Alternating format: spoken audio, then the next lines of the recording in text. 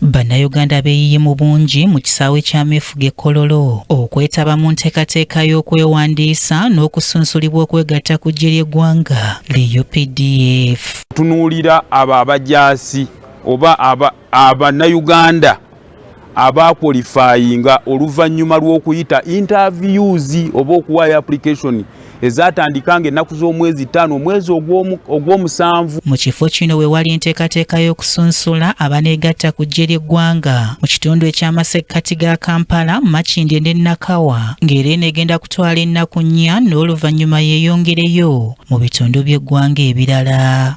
Kampala Extra etunuulidde ebitundu nga Makindye Division, Kampala Central, ne division ndala zonna nga bw'ozimanye ziri wakati mu Kampala wano, nebeerako ne Mukono district then ne Wakiso district. Akuliddemu enteekateeka eno mu Kampala, Captain David Kamya agambye nti bano baakuyisibwa mu mitendera gyonna omuli n'okuddamu okwekennenya empapula zaabwe ez'obuyigirize olwo nno basalewo baani abatuufu abasaanidde okwegatta ku ggye ly'eggwanga. Ffe tuddamu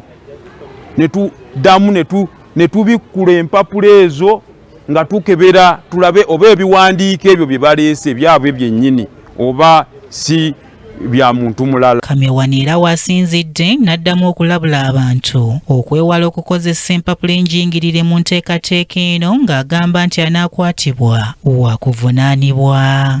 Bwe tukusanga ng'ekiwandiiko ky'oleese si kikyo oba ng'ogezaako okufoojinga, tukwasa ab'amateeka tubalina wano, poliisi mubalaba wali, n'ogenda ne bakusoya kajojijoji w'ebibuuzo ng'olina okunnyonnyola epapula ebyo gye wabijja. Abagenda okukkirizibwa okwegatta ku ggye ly'eggwanga agambye nti beeba batalina buzibu ku mibiri gyabwe. Kabagahe Mary Rose yakusakidde eggulire lino ku Racket TV Amalindirire.